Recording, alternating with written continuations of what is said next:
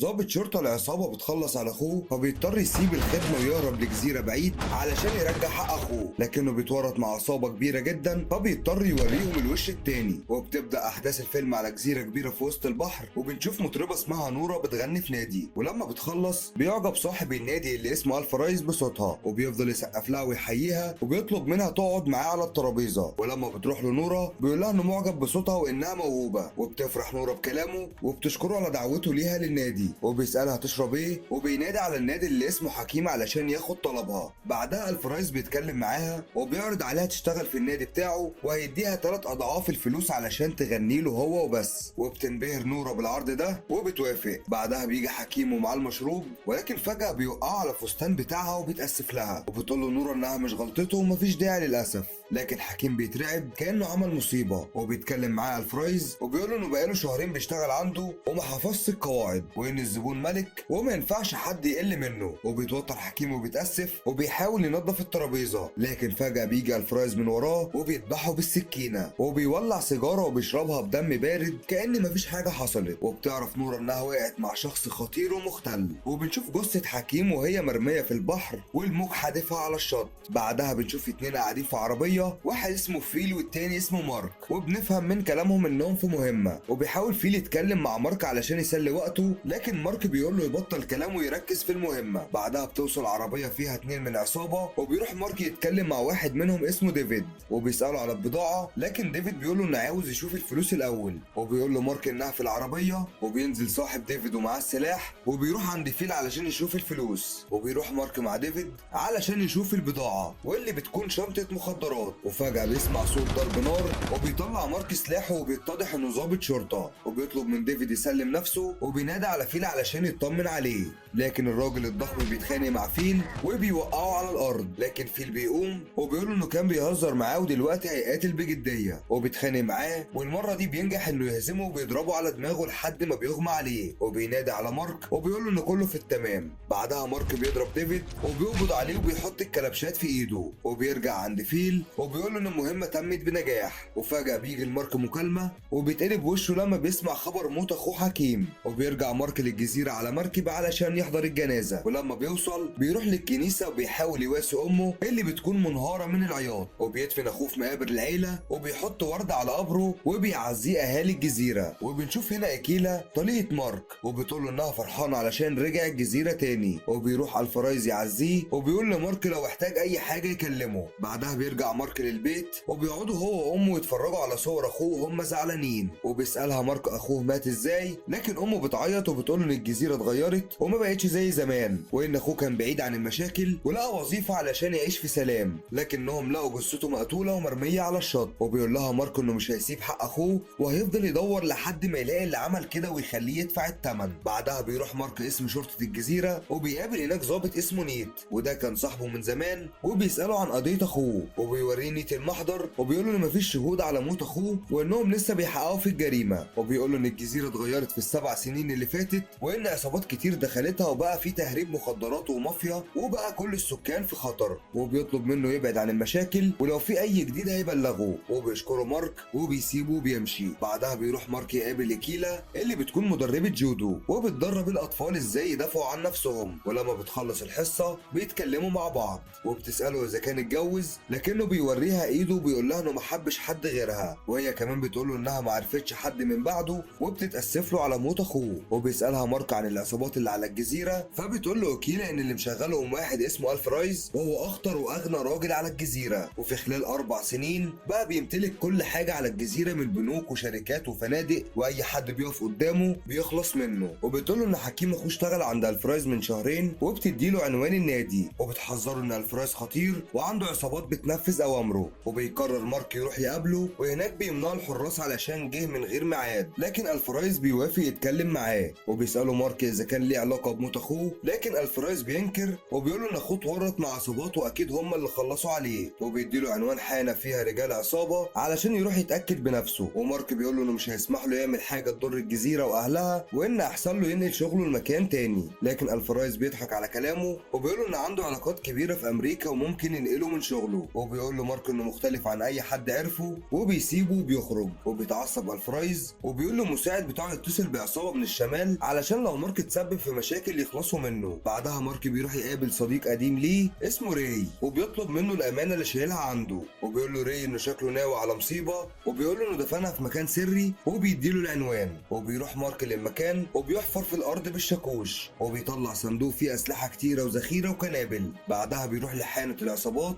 اللي الفرايز قال له انهم قتل اخوه وبيقفل الاغاني وبيقول لهم انه عاوز يقابل الزعيم. لكن افراد العصابه بتقول انهم ما بيتكلموش مع رجال الشرطه. وبيقول لهم ماركو انه جه بصفته ابن للجزيره وعاوز يتكلم معاهم من غير مشاكل. لكن واحد من العصابه بيهدده بالمسدس وبيقول له لو ما خرجش من المكان هيقتلوه. لكن مارك مش بيخاف وبيقول له انه اكيد ما يعرفش هو مين وبيطلب يتكلم معاه بهدوء. لكن العصابه بتتعصب وبيقربوا منه علشان يقتلوه. لكن مارك بيخطف منه السلاح وبيشيل الخزنه وبيرميها على الارض وبيقول لهم انه جه في سلام وكل اللي عايز يعرفه اذا كان اخوه كان هنا يوم وفاته او لا. لكن العصابه ما بتهتمش بكلامه وبيحاصروه وبيبداوا يهاجموه. وبيدافع مارك عن نفسه وبيتخانق معاهم ومحدش بيقدر يلمسه وبيفضل يضرب فيهم وبيكون باين عليه انه محترف فنون قتاليه. وبالفعل بينجح انه يهزمهم كلهم وبيكسر عظمهم. وبيروح لاخر واحد وبيهدده بالسلاح وبيقول له ان دي اخر فرصه ليه وبيساله عن اخوه. وبيخاف صاحبنا وبيقول له انهم مالهمش علاقه بموت اخوه وان جالهم اوامر من الفرايز يقولوا انه كان سهران في الحانه واتخانق مع عصابه مش من الجزيره وهم اللي قتلوه. وفجاه بيقف 3 راكبين موتوسيكلات قدام الحانه وبيضربوا نار على ماركو وبيحاولوا يقتلوه لكنه بيهرب من الباب الخلفي وبيفضلوا يجروا وراه ويطاردوه لكنه بيستخبى جوه المباني والبيوت. وبينجح انه يضرب واحد منهم وبيوقعه من على الموتوسيكل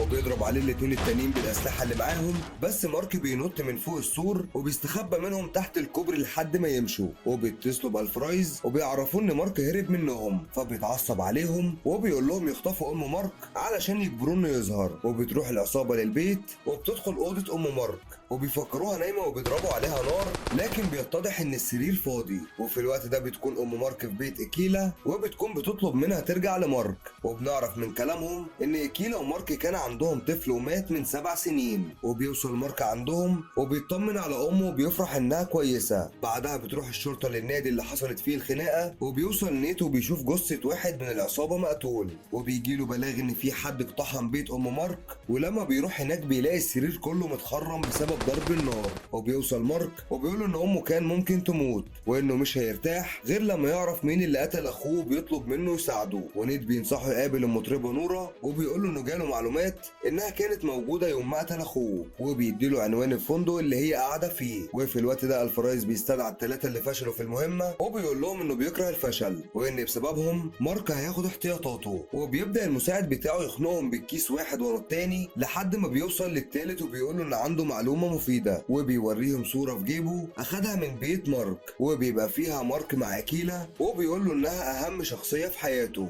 والفرايز بيشكره وبيقتله بالمسدس. ايه يا عم في ايه؟ حد يشكر حد كده؟ المهم بعدها بيؤمر المساعد بتاعه يتصل بفريق العمليات الخاصه علشان يخلصوا من مارك.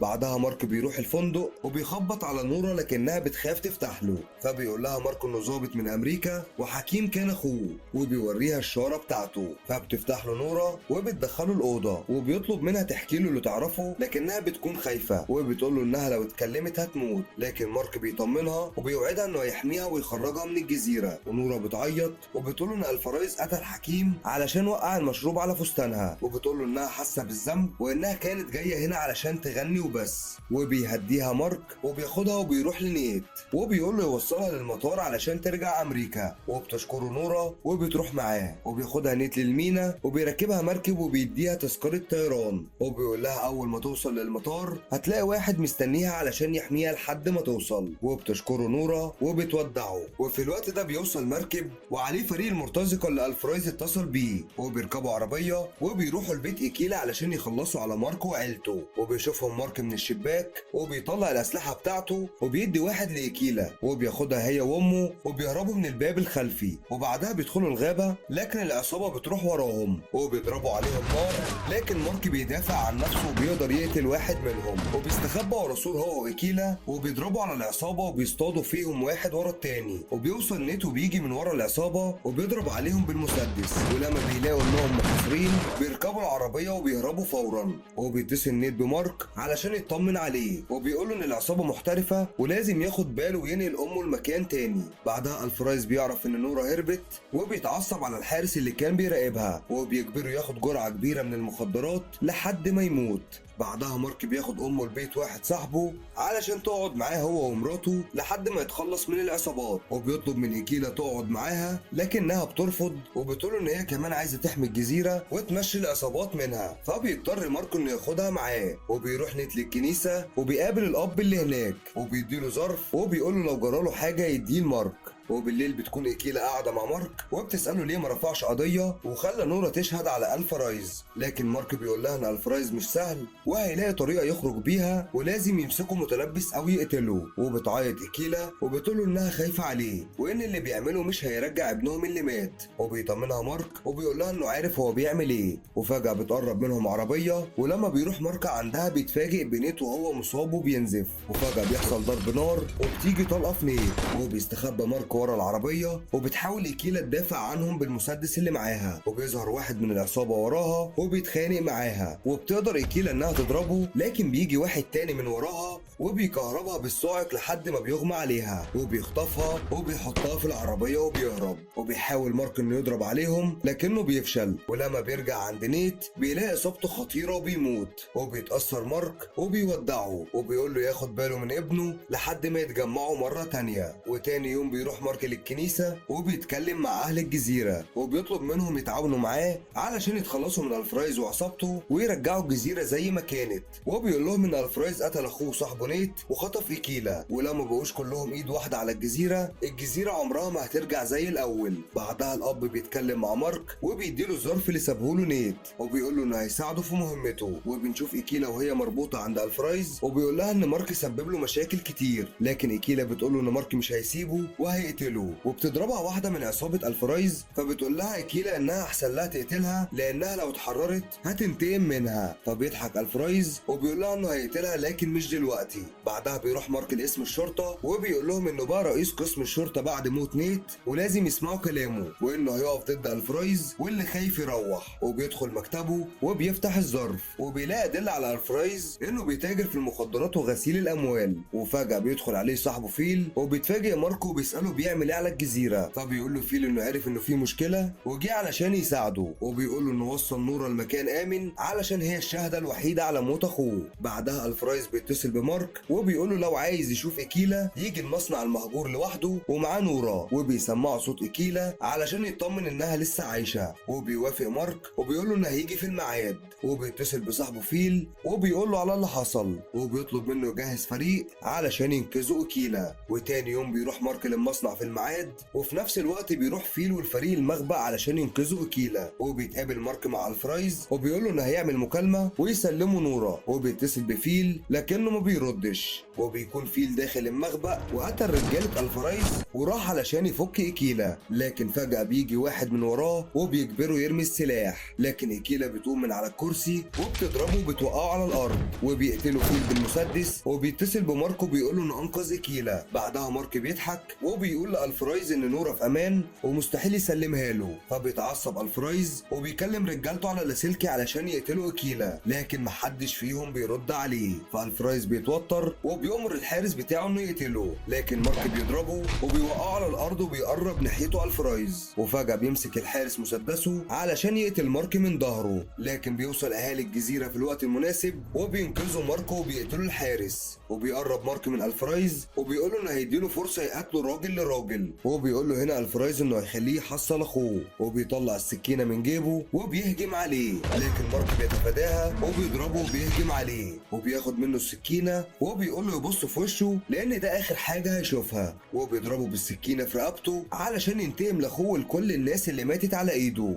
وبيقع الفرايز على الارض وبيموت. بعدها بيرجع السلام للجزيرة مرة تانية وبنشوف ماركو هو قاعد مع ايكيلا على الشاطئ وبيقول لها انه قرر يفضل عايش على الجزيرة وبيلبسها خاتم وبيقول لها انه عاوز يكمل معاها حياته. وبتفرح ايكيلا وبتقول له انها موافقة، وبيجي صاحبه فيل وبيقول له انهم لازم يحتفلوا بالمناسبة دي، ومن بعدها بيعيشوا كلهم مع بعض في سلام وسعادة. وبينتهي الفيلم هنا. اتمنى يا رب تكونوا استمتعتوا. سلام.